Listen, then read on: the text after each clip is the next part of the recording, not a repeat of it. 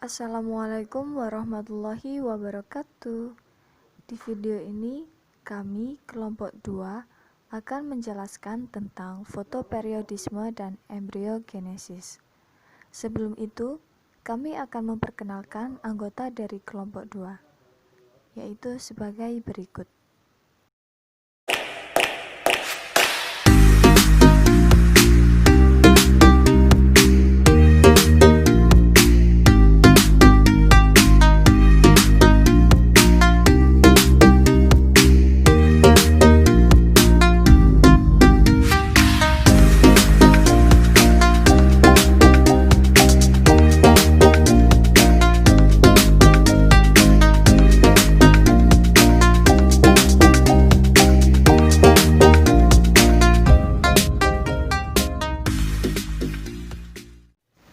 Fotoperiodisme adalah respon tumbuhan terhadap lamanya penyinaran yang dapat merangsang pembungaan. Di daerah 4 musim, sedikit banyaknya intensitas cahaya yang diterima suatu tumbuhan mempengaruhi waktu berbunga suatu tumbuhan hijau. Terdapat 4 macam dalam fotoperiodisme, yaitu yang pertama, long day plants atau tumbuhan berhari panjang. Yang kedua, short day plants atau tumbuhan berhari pendek. Yang ketiga, intermediate day plants atau tumbuhan berhari sedang. Dan yang keempat, natural day plants atau tumbuhan berhari netral. Long day plants atau tumbuhan berhari panjang adalah tumbuhan yang berbunga jika terkena penyinaran lebih dari 12 jam atau 14-16 jam dalam sehari. Contoh tumbuhan berhari panjang adalah kembang sepatu, bit gula, selada, dan tembakau. Berikut adalah gambar-gambar dari contoh tersebut. Lalu, tumbuhan berhari panjang memiliki skema seperti berikut. Tumbuhan berhari panjang terkena sinar matahari. Setelah itu, tumbuhan akan mengalami perkembangan selama 12 jam atau 14-16 jam dalam sehari. Setelah itu, florigen atau hormon pembungaan teraktifkan dan tumbuhan mulai berbunga. Short-day plants adalah tumbuhan atau tanaman berhari pendek. Tumbuhan hari pendek adalah suatu tumbuhan yang menunjukkan respon berbunga lebih pendek atau singkat, bisa lebih pendek dari batas kritis tertentu. Jadi, inti dari short-day plants ini, ketika siang lebih pendek dan malam lebih panjang, dia bisa berbunga. Contoh dari tumbuhan berhari pendek adalah bunga krisan, jagung, kedelai, anggrek, bunga matahari, bunga aster, ubi jalar, dan kopi. Contoh seperti pada bagian berikut ini. Nah, konsep dari short-day plants ini, dia bisa berbunga ketika panjang malam hari melebihi periode gelap kritis.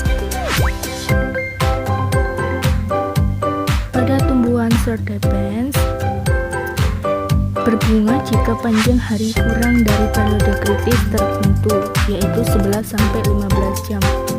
Pada umumnya, tumbuhan ini berbunga pada akhir musim panas, musim gugur, atau musim dingin. Kelompok ini yang bergantung pada fotoperiode ini hanya akan berbunga ketika periode terang lebih lama beberapa jam. Tumbuhan berhari pendek merupakan tanaman yang berbunga saat periode gelap lebih panjang daripada periode kritis untuk pembuangan. Jadi pada periode kritis pembuangan, itu merupakan waktu penyinaran selama kurang lebih dari 12 jam. Sementara itu, periode gelap merupakan waktu tanaman tak dapat menyerap cahaya matahari. Intermediate day plants atau tumbuhan berhari sedang. Tumbuhan berhari sedang adalah tumbuhan yang berbunga jika terkena penyinaran kurang lebih 12 jam sehari. Contoh tumbuhan berhari sedang adalah kacang dan tebu. Dan yang terakhir adalah Netral day plants atau tumbuhan berhari netral. Tumbuhan berhari netral adalah tumbuhan yang proses berbunganya tidak dipengaruhi oleh lamanya penyinaran cahaya matahari, melainkan oleh usia tanaman itu sendiri. Tumbuhan ini bisa berbunga di segala musim, tidak dipengaruhi oleh lamanya siang hari. Contoh tumbuhan berhari netral adalah bunga mawar, tomat, anyelir, kacang polong, mentimun, dan kapas.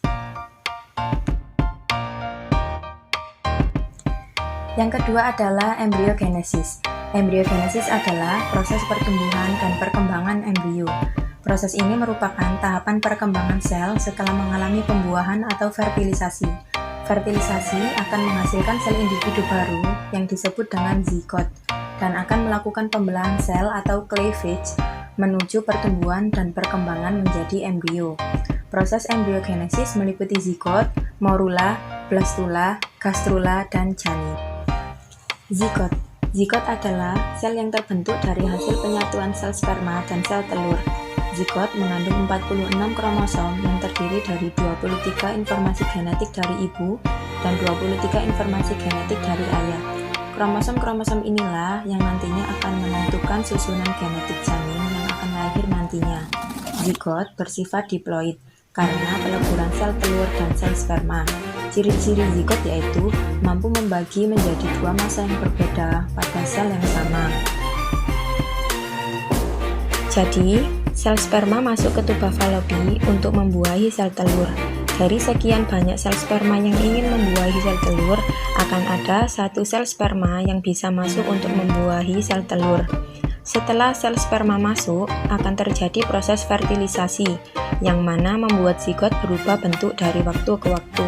Setelah ini akan dijelaskan oleh rekan saya, proses perubahan zigot hingga membentuk janin. Morula yaitu skrombol sel yang akan menghasilkan morulasi, dan morulasi adalah tahapan awal dari fase embrionik. Morula biasanya terjadi sekitar 3-4 hari setelah proses fertilisasi. Pada proses morula, zigot akan mengalami pembelahan secara mitosis, sehingga jumlah selnya akan menjadi 2 kali lipat dari jumlah sebelumnya, yaitu dari 1 sel menjadi 2 sel, 2 sel menjadi 4 sel, 4 sel menjadi 8 sel, dan 8 sel menjadi 16 sel, dan seterusnya. Kesimpulannya, pada proses morula, zigot akan mengalami pembelahan secara mitosis, sehingga terbentuk segerombol sel. Fase blastula. Blastula merupakan bentuk lanjutan dari morula yang terus mengalami pembelahan. Di dalam blastula terdapat cairan sel yang disebut dengan blastosol. Proses terbentuknya blastula disebut blastulasi. Macam-macam blastula ada 2. Yang pertama berdasarkan bentuk dan susunan blastomernya. Yang kedua berdasarkan ada tidaknya sel trofoblast. Berdasarkan bentuk dan susunan blastomernya ada 3 macam. Yang pertama ada koloblastula yang bentuknya seperti bola. Yang kedua diskoblastula yang bentuknya cakram atau gepeng. Nah, yang ketiga stereoblastula, bentuknya seperti bola tapi masif. Berdasarkan ada tidaknya sel trofoblast ada 2, yaitu blastula bertrofoblast. Blastula bertrofoblast ini masih dibedakan menjadi 2 macam lagi, yaitu sel utama dan sel pelengkap atau sel trofoblast. Sel-sel trofoblast berkembang lebih awal daripada sel utama. Nah, blastula bertrofoblast ini terdapat pada blastula reptil, aves, dan mamalia. Yang kedua, blastula tidak bertrofoblast yang terdapat pada blastula kata dan amphioxus. Contoh blastula. Yang pertama ada blastula pada amphioxus, yang kedua blastula pada kata, yang ketiga blastula pada ayam, yang keempat blastula pada babi. Gastrula. Gastrula adalah bentuk lanjutan dari blastula yang pelekukan tubuhnya sudah semakin nyata dan mempunyai lapisan dinding tubuh embrio serta rongga tubuh. Ciri-ciri yang dimiliki ialah adanya lubang lekukan atau blastopor. Terdapat pula ruang yang disebut dengan arsenteron atau grastosol. Perkembangan gastrula terjadi ketika lubang tempat pelekukan akan berkembang menjadi blastopor. Pada tahap ini, embrio telah terbentuk dan menghasilkan 3 lapisan embrionik, yaitu ektoderm, mesoderm, dan endoderm. Organogenesis adalah proses pembentukan organ atau alat tubuh. Embrio bergerak dan melekat pada dinding rahim, maka akan terjadi proses pembentukan yang disebut fetus atau janin. Pertumbuhan ini diawali dari pembentukan embrio, lalu menjadi janin atau fetus, yang kemudian berdiferensiasi menjadi memiliki bentuk dan rupa yang spesifik bagi keluarga hewan dalam satu spesies. Perkembangan fetus atau janin dalam kandungan dimulai setelah pembuahan terjadi, dan berikut merupakan tonggak tumbuh kembang yang terjadi pada minggu ketiga hingga trimester akhir dalam perkembangan fetus atau janin. Pada perkembangan fetus atau janin dapat dilihat setelah minggu keempat atau pada usia 1 bulan, yaitu di mana bentuk embrio masih sangat kecil seperti biji kacang hijau. Pada saat inilah calon janin mengalami pembentukan. Dan pada usia 2 bulan, mulai tumbuh organ-organ dan jaringan tubuh seperti struktur dasar pada otak dan bagian wajah seperti mulut, mata, dan hidung. Sedangkan organ dalamnya mulai dari jantung, hati, ginjal, dan limpa. Pada usia 3 bulan, semua tulang dan organ vitalnya terbentuk dengan sempurna. Namun, janin belum bisa untuk membuka matanya maupun mengaktifkan panca inderanya. Kemudian, pada usia 4 bulan, proses perkembangan janin dapat dilihat dari adanya pergerakan dalam kandungan. Janin dapat mendengar suara dan tertidur. Setelah itu, pada usia 5 bulan, proses perkembangan janin ditandai dengan bertambahnya berat badan secara drastis dan panjangnya juga berkembang. Janin pun mulai tumbuh rambut halus pada bagian kepalanya. Pada usia 6 bulan, jenis kelamin janin sudah bisa dipastikan dengan jelas.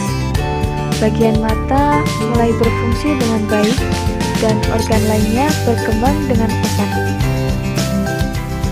Kemudian memasuki usia 7 bulan, masa kehamilan atau pada perkembangan fetus atau janin. Sistem organ dan tubuh janin dapat dibilang menuju sempurna. Setelah itu pada usia 8 bulan, berat dan tinggi badan mulai mengalami pertumbuhan. Janin pun dalam kondisi mulai berputar menuju jalan keluar ke rahim ibu hamil.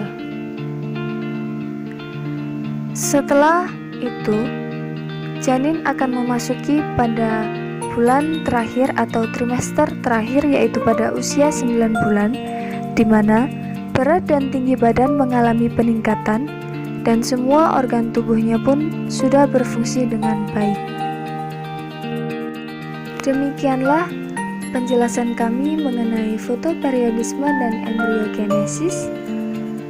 Kami memohon maaf apabila terdapat kekurangan dalam pembuatan video ini dan berterima kasih karena telah menyaksikan video kami dari kelompok 2. Dan semoga pandemi ini dapat segera berakhir dan kita dapat kembali melakukan aktivitas seperti semula. Kami akhiri. Wassalamualaikum warahmatullahi wabarakatuh.